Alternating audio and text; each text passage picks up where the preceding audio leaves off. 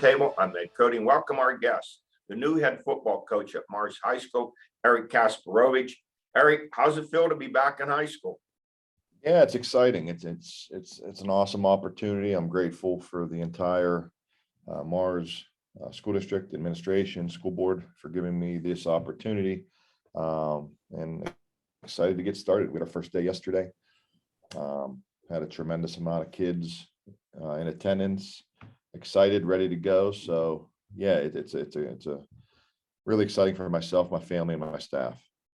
Eric, you come right out and say your goal is to win a state championship. That's electrified the Mars fan base. How did the players receive that when you said that to them? Yeah, I mean that's we're not in this to just to go out and have fun and play the game. We want to win. We want to do it the right way. We want to work hard. We want to teach these kids life lessons, and along with that, good stuff usually comes. So that's kind of our thought. Now, we don't really talk about goals. They know what it is, but it's more or less just coming in, working hard every single day, right? Doing the little things right, attention to detail, and doing that over and over and over again, just stacking good days on good days on good days. And like I said, good things usually come. This is a very similar situation to, when I took over in Pine Richland in 2013, coming off 4 or 5 losing seasons. Took us a year to get our feet underneath us, and we kind of hit the ground running after that. So again, not promising anything, not sure about wins and losses per se right at the outset, but I'll guarantee you this, Ed, we're going to play hard. The kids are going to be excited. They're going to play fast and be relentless at whatever we're doing. Eric, how confident are you that you can install the same offense that you had at Pine Richland and at Mars? Yeah, extremely confident. I mean, that's what we do. That's what I kind of brought to Pine back in 2013, and we've kind of evolved obviously every year since then. So obviously it's new to them, so we'll have to kind of take baby steps at the beginning, but it'll be an identical product to what you saw at Pine Richland. I got 90% of my staff with me over at Mars, so we're excited to kind of get going and get this thing rolling and see what we can do. I know a number of your staff members were at Seneca Valley last year, and you just said you have 90% of your staff coming to Mars. Does that include your former offensive coordinator and defensive coordinators? Well, no, my offense coordinator is staying at Seneca, along with 2 other guys. All the rest will be coming back with me. I've been the defense coordinator. Well, I was the offensive coordinator at Pine until 2017, and then I took over calling the defense. So we'll be in good shape on both sides there. And again, just excited to get started with these these kids at Mars, and they've been tremendous in the 2 days that we've been together. So I'm excited to kind of keep going. Eric, your son was a freshman quarterback at Pine last year. Will he stay at Pine, or is he going to join you at Mars?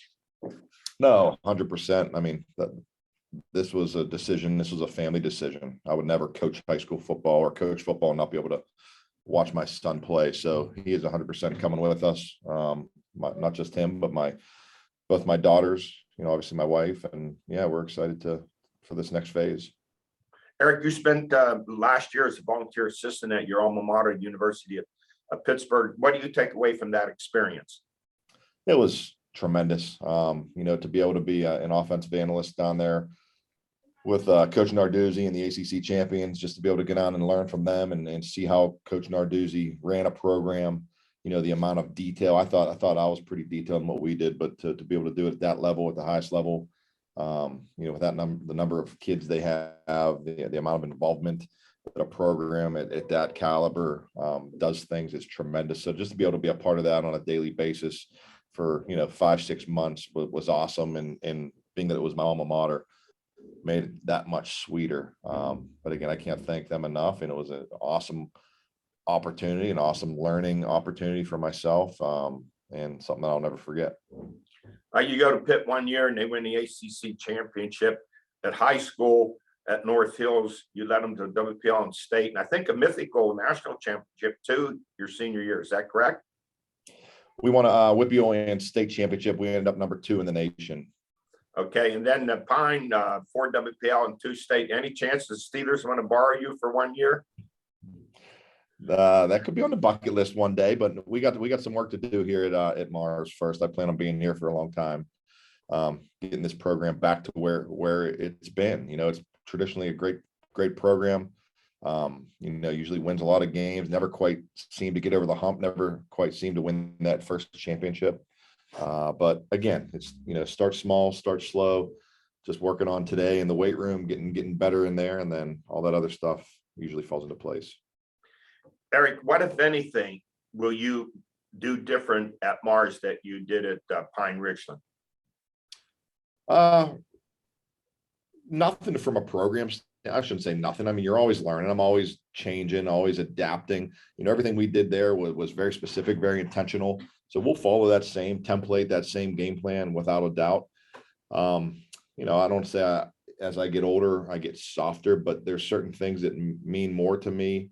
You know, within a program, you know, back in the day, it was, you had to spend this amount of time and you had to do this. And then as the years go, you realize certain things might not be as important. So you put your focus on different areas within that program, but we'll follow the same template we followed the past 8 years. You know, back to day one, back to installing, we got to change the culture. That's number one. You know, this is a hungry community. They want to have fun. They want to have a good product on the field. I mean, heck, in Mars, you know, high school, they win in everything. You know, state champs in soccer, you know, they're state champs in lacrosse. They have the #1 lacrosse team, I think. Basketball now. Basketball is constantly up there winning championships. So it's there. It's just a matter of kind of, like I said, getting that culture built. And we started that yesterday and hoping to kind of get it rolling here quickly. And again, kids are going to play hard. Can't guarantee wins and losses, but the kids will play hard and give some great effort out there. Eric, just taking a peek at the conference, 4A Section 2, really have some outstanding teams with North Catholic. That you talk about a rivalry game. You guys are next door to one another. And then, of course, Armstrong, with arguably the best quarterback in the WPIL, the Willie Thrower Award winner, Caden Olson, plus Hampton, 11-1 last year. Looks like a pretty interesting and inviting schedule. Yeah, I don't know about inviting, but it's definitely interesting. Inviting for us. I'm brand new to 4A. I've been in, 6A, 5A my entire 33-year career when you include high school playing in the Whippeal. So those are the teams that I know. So this is all brand new to me, but you always followed football. You always knew who the teams were that were playing well and whatnot. And like you said, North Catholic, I mean, they moved up to 4A with us and in our conference now, a couple miles down the road. So I could see that developing into an awesome rivalry. I know they got a great program and win a lot of football games there. Like you said, the Caden Olson kid, arguably one of the best quarterbacks in the Whippeal, if not the state, Willie Thrower Award winner. So that'll be a tremendous challenge for us. And I know Caden and his family, just awesome people. And a bunch of other good ones on there as well. We're excited just to kind of dive in. I haven't looked at one opponent, to be completely honest, and I probably won't for another month or two, just trying to get to know my personnel and what we got at Mars. But we're excited for the challenge. It's always fun. That's what was always so fun about when you would make the state playoffs. You always face an opponent you never saw, or maybe haven't seen in 5-10 years. So that's kind of how I'm feeling now. It's, you get a brand new opponent. I think we opened with Montour, never played Montour ever. So I'm excited to kind of check them out on film, study them a little bit, and see how we can get out there and compete. Eric, great to have you on. Thanks for taking time. Nice that you're back in high school. We look forward to covering some Mars football games.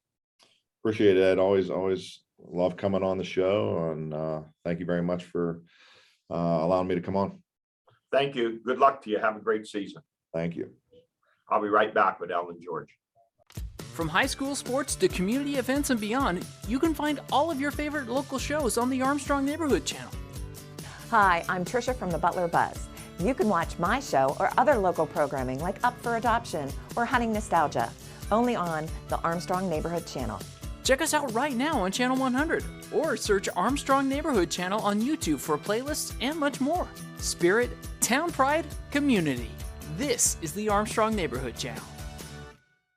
I am back, joined to my right by the Swami George Abraham, to my left the Tiger Albert Campman. Let's go to spotlighting the top athletic performances of the week.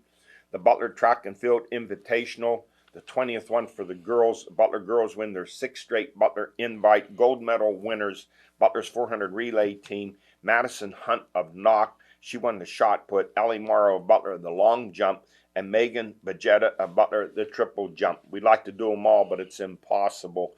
And for the boys, the 57th Butler Track and Field Invite. Butler boys, they win the 57th Invite. Butler C.J. Singleton won the 3,200 meters with the fastest time in the state this year, with a time of 8 minutes, 57.60 seconds, and breaking his own meet record. Singleton is a high school track All-American and a Notre Dame recruit. He is the best I've read about. But that time's an amazing time. Amazing, yeah. Yeah, it is. He's one of the top in the nation, When you I get in think. the 8s, And that's the amazing dude time. second place was 27 seconds behind. He's one of the tops in the nation. Has to be. And he will be our guest here next week. Other first place winners, Butler swept the 400 relay, 1600 relay, 3200 relay. And here's one of the elite sprinters in the state, Trevor Pascal of North Catholic. He won the gold in the 100, 200 meters. Pascal and Singleton were named co-track MVPs. This kid is really good. I'll tell you how good he is. He beats Brown.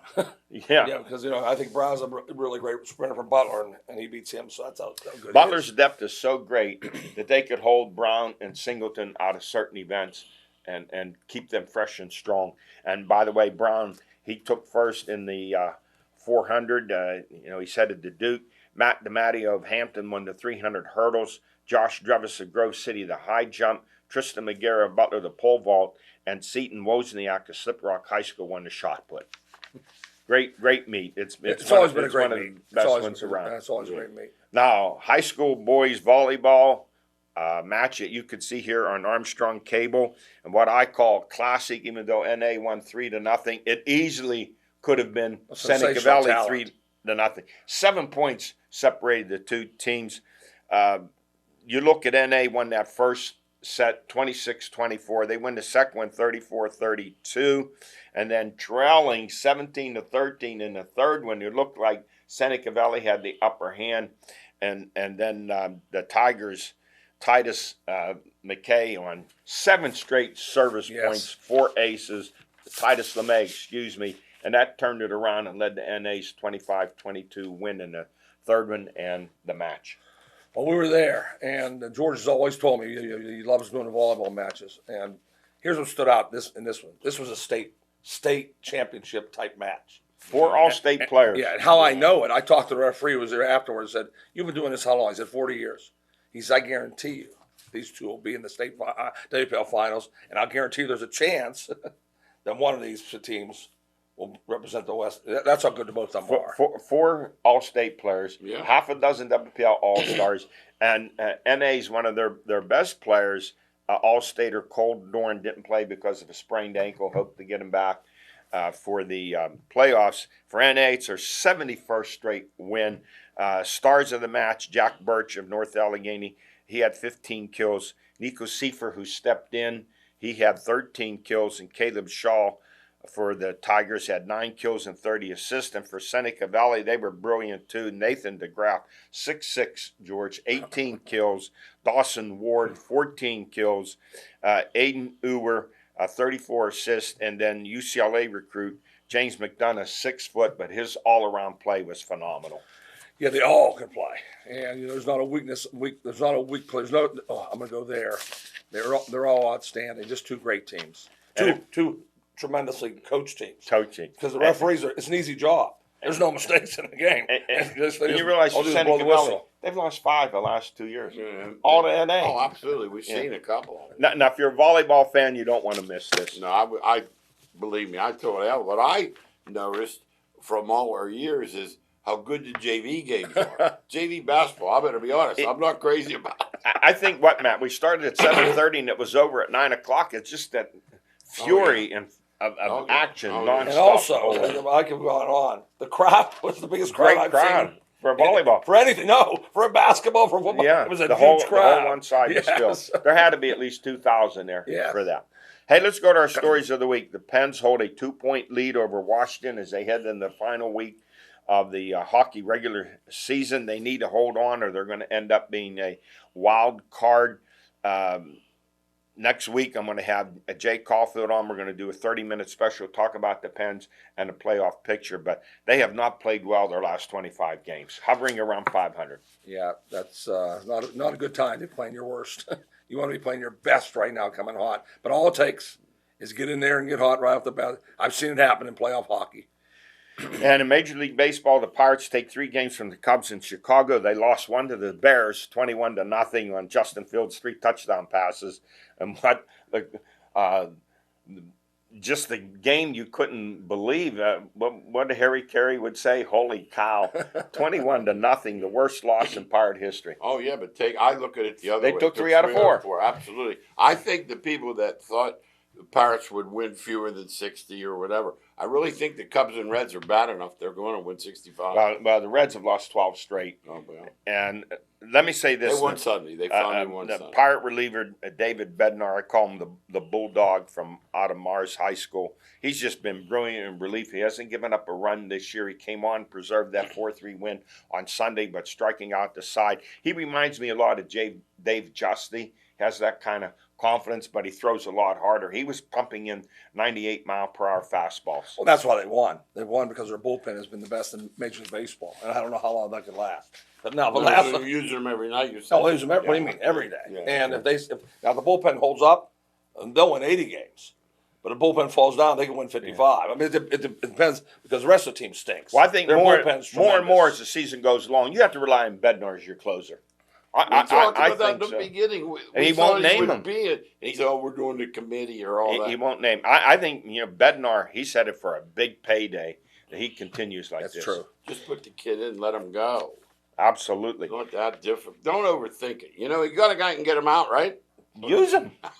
Hey, let's resume our NFL draft. Last week we ran out of some time, so we're moving on. We're going to hit the first round. And guys, the NFL today, it's about quarterbacks, edge rushers, and you're seeing more and more 5 and 6 defensive backfields, relying less on blitzing and more on covering and forcing the quarterbacks to make tougher decisions. The thing I noticed because of the money structure, I didn't realize this, and when I was studying the draft, receivers are gigantic in the draft. They just keep up and up because they have to pay them so much money. It's almost 20 like you understand, million now, and you have to pay. So you better get a good one. And let's not leave out offensive tackles because of the edge Because rushers. you got to block them. Hey, but I mean the receivers, they're getting Big in the money. high teens. Big to- money. Oh, no. Big money. And let me say this, all this stuff they talk about the vertical jump and all this stuff, and all I know is this, you care what Matt Corral's hand size is? No. Do you care Not a bit. that Evan Neal, what he runs a 40 in, the offensive? and Why are I they don't- timing and- these and tackles like in a jumping 40? them on a box? Yeah. I want to know if he can keep Aaron Donald from getting around the edge. And you need to know what your defensive end's time is in the 40. No. You ever seen an end run 40 yards I and heard sack a quarterback? I heard Golick. He used to be pretty funny in that morning show. He said, "I never ran 40 yards once." In his life. No. It comes down to that. And, Can you play? That's my line all the time. But Eddie. let me I want to see. know, can you play? Most of these guys, that's how we You come know, to see them. Can you play? Albert had a guy at Westminster. Guy's a legend. Yeah. And Al Matt says, Wright. And Al, no, the coach. And Oh, Al, no, Al, coach, Al yes. says to the guy, he said, "How can you tell? This guy's." He said he'll make 3 plays a game that no one else can make. Yeah, we didn't have to know the other night how great a player James McDonough Could you was. have figured it out? If Could you have figured it out? If you never heard of him before and you came and go, No. who is that? He's 6 foot. That 6-footer his ball pretty damn Yeah. hard. How many times he got I bet he could dunk a basketball. Oh, I know Or he can. jump. Yes. All right, let's go to the first round. You guys jump and listen, folks. There'll be trades being made, so someone will be trading up, someone will be trading down. Let's go Jacksonville with the first one. I have them with defensive end Aiden Hutchinson out of Michigan. That's what they should take, but they're taking Walker from Georgia, and the He's Vegas coming up. odds are saying It's so. the old coming up the board. Yes. What did he do between the night Yeah. they won the national championship? He must drink like three Yeah. whiskeys faster. Yeah. Well, think about that. No, it I drives watched him me play. crazy. Hutchinson's better. Oh, I watched him I both agree. play. I And agree. another thing too, you talked about it. 3 teams have no picks. 8 teams. Yeah, have 1/3. One third. Yeah, Now you tell me. I understand. Hey, Detroit, I'm saying they're going to take offensive tackle Evan Neal of Alabama to pair him with last year's number 1, Penei Sewell. That will anchor that offensive line for years to come. I'm going to predict they trade out. I'm going to predict Detroit trades out of that pick, and they're going to get a tremendous draft. I think they want Willis. Somebody wants Willis. Can they go back and still get Willis? No, somebody wants Willis. I'm going to Okay. think somebody wants There you Willis. go. There That's you what I'm go. gonna say. See, They all hard up for quarterbacks, Yeah. and all of a sudden up the board again. I don't Willis have is him climbing high like on the crazy. list. I Nobody's don't have- climbing like crazy. No. And Houston at number 3, I have them taking Akeem Ekwonu. I just think he's too good for them to pass up. They NC need State help. guy, right? Yep. Yeah, that's, NC what, State. that's the rumor. And the Jets, I have them taking wide receiver Garrett Wilson out of Ohio State. Yeah, I'll be interested. They're taking a receiver. I wonder which Yeah. one they're going to take. That's going to be interesting. Which one they go? Yeah, after. is Olave? What is it? Not Olave. No, it's Olave. Wilson. No, or I think Williams it's got Wilson. from Alabama. Wilson. You know, the Jets and Giants both have 2 picks inside 10. Yes. They need 'em. And the Eagles have 3. Then I have the Giants at number 5 taking Kyle Hamilton, safety out of Notre Dame. Yeah. I definitely think they're all taking an offensive lineman. I think Giants need an offensive. Giants Well, need they an had a offensive tackle, lineman. but Try to protect I Jones. think Hamilton, one of the, Oh, I love Hamilton. I love him, but Oh, I'm thinking they're taking an offensive And You then know, lineman. the they're about numbers- worried about his speed, like at half a. Oh, Have you my. watched him play? he's 6'4", He 220. covers the whole back. Yeah, he does. Knocks I know. tight Yeah. ends Oh, over. yeah. And Carolina Panthers, I say they're going to take quarterback Kenny Pickett out of Pitt unless they get a trade and pick up Mayfield. I think they have to take quarterback. They have to take a quarterback. I mean, Yeah. unless they like Darnold much more than I think they do. Oh, how could? Hey, another thing too. If you're Matt Rule, if you take a quarterback, are you getting yourself another year? Because someone will say, "Well, he had a rookie quarterback." That's an interesting pick there because that owner, he's one of those impatient. He doesn't want to wait. It's Carnegie Mellon grad. Uh, Hey, number 7, the Giants, I have them taking cornerback Ahmad Gardner out of Cincinnati. That'd be a good pick. that's That would be a sauce. good That's pick. sauce. Yeah, that's sauce. And number 8, Atlanta, I have them taking cornerback Derek Stingley Jr. out of LSU. I Seattle, think they're taking a receiver. I think Atlanta's going to take a receiver. Seattle, I have them taking wide receiver Drake London. Oh, out of he's there. They'll be USC. excited. They'll Oh, be he's excited. big, He's still big there. kid. And here come the Jets again. I say defensive end Trayvon Walker out of Georgia. If he drops that low, then they get to steal in the draft. According to what all the taking him 10. procrastinators are saying. Yeah. And then Washington, I have them taking Matt Corral, your guy out of Ole Miss. Well, they get him. They're going to get the best one. No question about And it. Minnesota, I dropped him the whole way. I think they'll go for Kayvon Thibodeau of Oregon. Yeah, they you know. That seems like a Minnesota pick. Yeah. Yeah. If you have another interest, or something, all of a sudden you don't love football. I don't get some of that.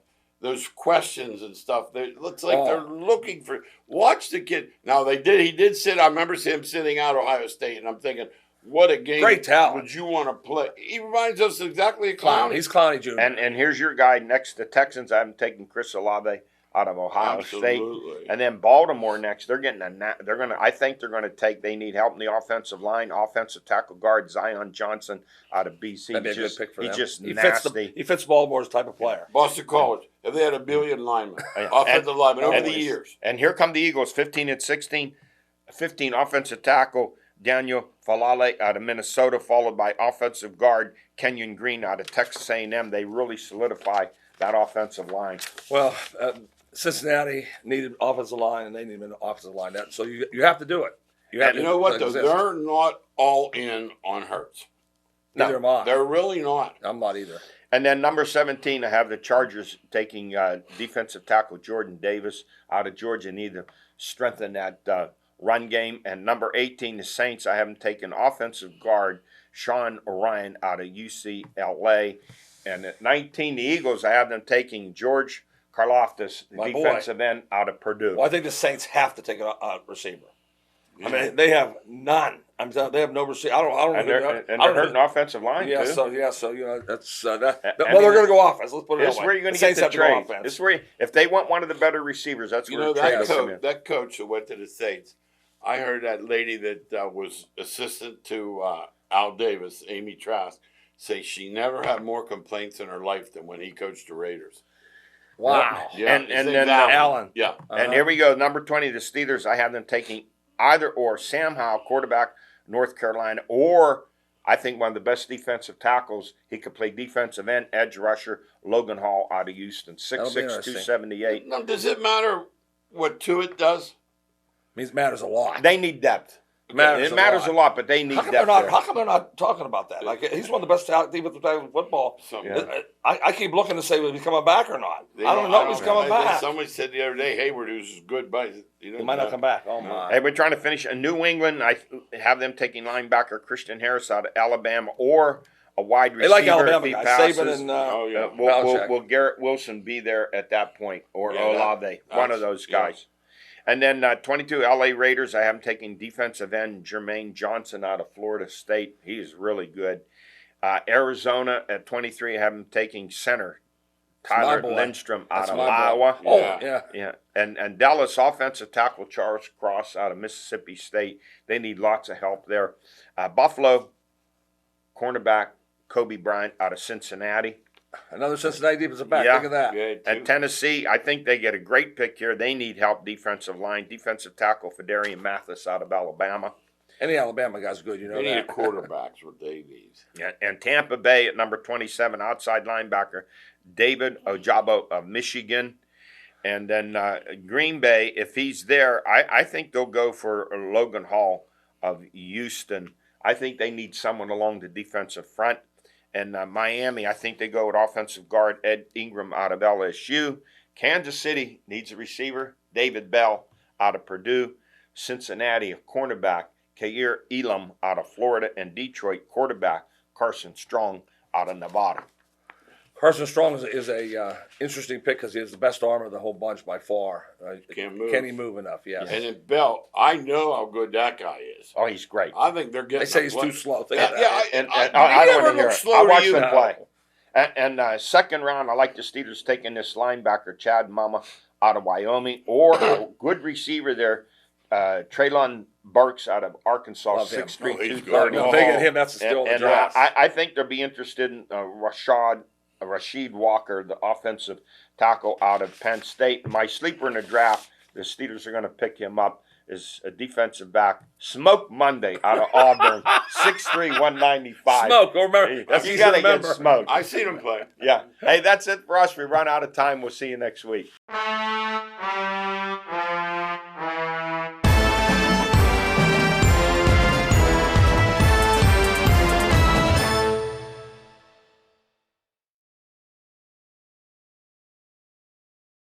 No one plans for a plumbing emergency. If it happens, turn to the experts at Armstrong Comfort Solutions. Matt Mertz Plumbing is now part of the Armstrong Comfort family. Do you have a leaking pipe, a toilet backing up? When you need a plumber, you want an honest, licensed professional. We're available 24/7. Our plumbing experts can handle any need or emergency, including trenchless sewer replacement. Armstrong Comfort Solutions and Matt Mertz Plumbing, two great local companies coming together to better serve Western PA.